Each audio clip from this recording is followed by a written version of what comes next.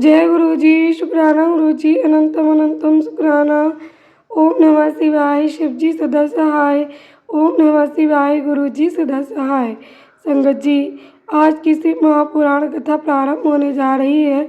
आज के अध्याय में आप सब बहुत ही खास और डिवाइन ब्लेसिंग्स प्राप्त करेंगे, इसलिए संगत जी बिल्कुल भी स्किप मत कीजिएगा। पूरा अध्याय श्रवण कीजिएगा तथा अन्य संगत परिवार के साथ शेयर भी कीजिएगा। शिव महापुराण कथा एक तो हमें पढ़ने का फल मिलता है, दूसरा सुनाने का, और तीसरा किसी दूसरी संगत तक पहुंचाने का। इसलिए संगत जी आप सब भी शिव महापुराण कथा जब भी श्रवण करें तो पूरा अध्याय श्रवण करें और दूसरी संगत परिवार के लिए शेयर भी करें, ताकि आपके लिए उसका पुण्य अवश्य प्राप्त हो। संगत जी इसलिए गुरु जी हमेशा कहते थे कि शिव महापुराण कथा पढ़ा करो।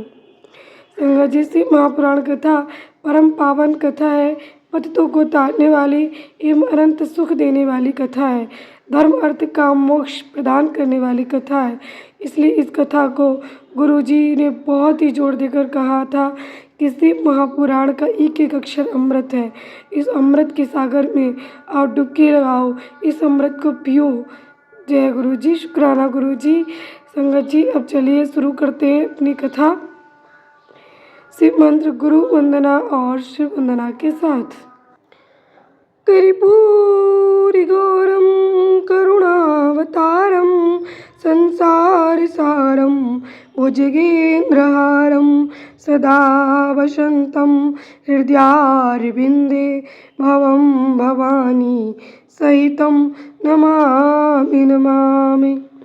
गुरुर्ब्रह्मा गुरुर्विष्णु गुरुर्देवो महेश्वरा गुरुर्साक्षात् परब्रह्म तस्मै श्री गुरवे नमः। ओम नमः शिवाय। शिव जी सदा सहाय। ओम नमः शिवाय। गुरु जी सदा सहाय। शिव पार्वती तथा उनकी बारात की विदाई भगवान शिव का समस्त देवताओं को विदा करके कैलाश पर रहना और पार्वती खंड के श्रवण की महिमा। ब्रह्मा जी कहते हैं, नारद ब्राह्मणी ने देवी पार्वती को पतिव्रत धर्म की शिक्षा देने के पश्चात मीना को बुलाकर कहा, महारानी जी अब अपनी पुत्री की यात्रा कराइए, इसे विदा कीजिए। तब बहुत अच्छा कहकर वे प्रेम के वशीभूत हो गईं। फिर धैर्य धारण करके उन्होंने काली को बुलाया और उसके वियोग से भय से व्याकुल हो बेटी को बारंबार गले से लगाकर अत्यंत उच्च स्वर से रोने लगी। फिर पार्वती भी करुणाजनक बात कहती हुई जोर जोर से रो पड़ी। मीना और शिवा दोनों ही भरे शोक से पीड़ित हो मूर्छित हो गईं। पार्वती के रोने से देव पत्नियां भी अपनी शुद्ध बुद्ध खो बैठी। सारी स्त्रियां वहां रोने लगीं। वे सबके सब अचेत सी हो गईं। उस यात्रा के समय परम प्रभु साक्षात योगीश्वर शिव भी रो पड़े। फिर दूसरा कौन चुप रह सकता था। इसी समय अपने समस्त पुत्रों, मंत्रियों और उत्तम ब्राह्मणों के साथ हिमालय शीघ्र वहां आ पहुंचे और मोहवश अपनी बच्ची को हृदय से लगाकर रोने लगे। बेटी तुम मुझे छोड़कर कहाँ चली जा रही हो? ऐसा कहकर सारे जगत को सूना मानते हुए वे बारंबार विलाप करने लगे।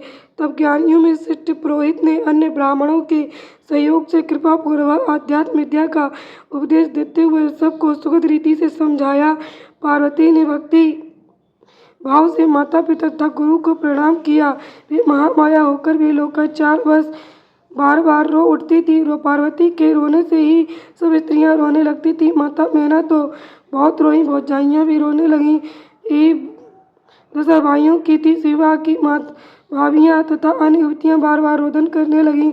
भाई और पिता भी प्रेम और सौहार्द बस रोए बिना न रह सके। उस समय ब्राह्मणों ने मिलकर सबको आदरपूर्वक समझाया और ये सूचित किया कि यात्रा के लिए ही यही सबसे उत्तम तथा सुगत लग्न है।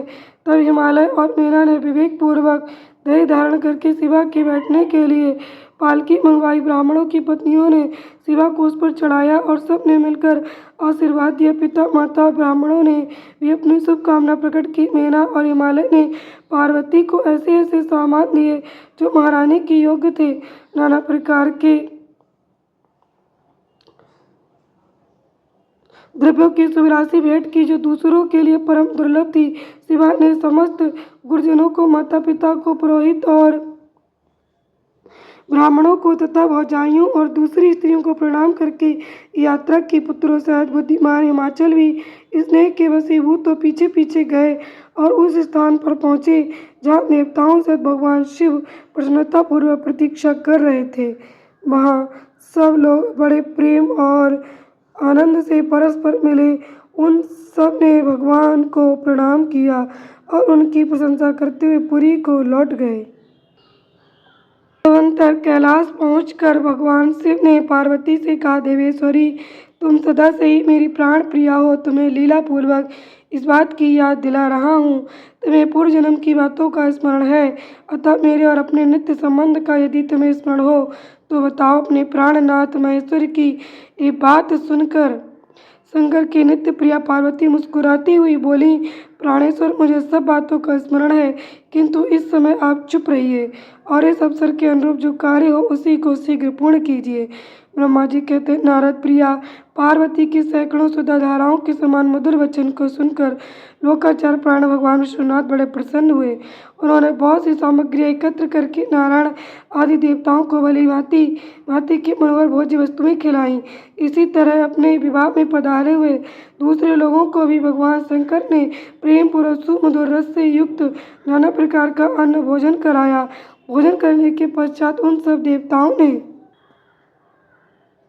नाना रत्नों से विभूषित हो अपनी स्त्रियों और सेवक गणों के साथ आकर प्रभु चंद्रशेखर को प्रणाम किया। फिर प्रिय वचनों द्वारा प्रसन्नता पूर्वक उनकी स्तुति एवं परिक्रमा करके से विवाह की प्रशंसा करते हुए वे सब लोग अपने अपने धाम को चले गए। उन्हें साक्षात भगवान शिव ने लोकाचारवश भगवान विष्णु को और मुझको भी प्रणाम किया। ठीक उसी तरह जैसे बामन रूपधारी श्री हरि ने महर्षि कश्यप को नमस्कार किया था, तब मैंने और श्री विष्णु ने शिव को हृदय से लगाकर उनको आशीर्वाद दिया। तदनंतर श्री हरि ने उन्हें परब्रह्म परमात्मा मानकर उनकी उत्तम स्तुति की। इसके बाद मेरे सहित भगवान विष्णु शिव से विदा ले शिवा और शिव को प्रसन्नतापूर्वक हाथ जोड़ उनके विवाह की प्रशंसा करते हुए अपने उत्तम धाम को गए।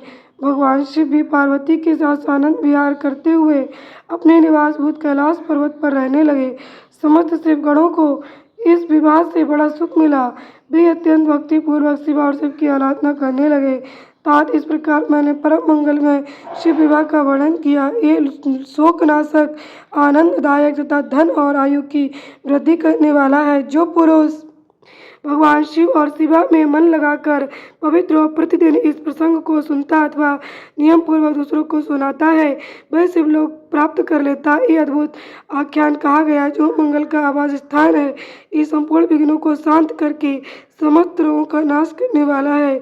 इसके द्वारा स्वर्ग, यश, आयु तथा पुत्र और पौत्रों की प्राप्ति होती है। ये संपूर्ण कामनाओं को पूर्ण करता, इस लोक में भोग देता, पर लोक में मोक्ष प्रदान करता है।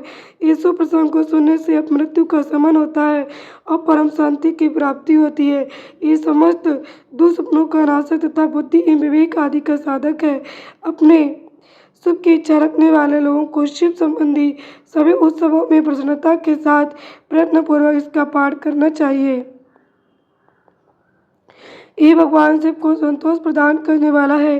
विशेषतः देवता आदि की प्रतिष्ठा के समय तथा शिव संबंधी सभी कार्यों के प्रसंग में प्रसन्नतापूर्वक इसका पाठ करना चाहिए अथवा पवित्र हो और शिव पार्वती के इस कल्याणकारी चित्र का श्रवण करना चाहिए। ऐसा करने से समस्त कार्य सिद्ध होते हैं। ये सत्य है, इसमें संशय नहीं है। जय गुरु जी। शुक्राना गुरु जी। अनंतम अनंतम शुक्राना। रुद्र संहिता का पार्वती खंड संपूर्ण। संगत जी, आज हमारा रुद्र संहिता का पार्वती खंड संपूर्ण हुआ। आप और आपका परिवार सदा धन धान्य और मंगल कार्यों से सदैव भरा रहे। आप और आपका परिवार सदा स्वस्थ, सुखी, समृद्ध रहे। आपके बच्चों की प्रगति हो तथा उमा महेश्वर के शिव पुराण की कथा सुनकर आप और आपके बच्चों का जीवन सदैव सुख में सुखपूर्वक व्यतीत हो। यही मेरी भगवान से प्रार्थना है।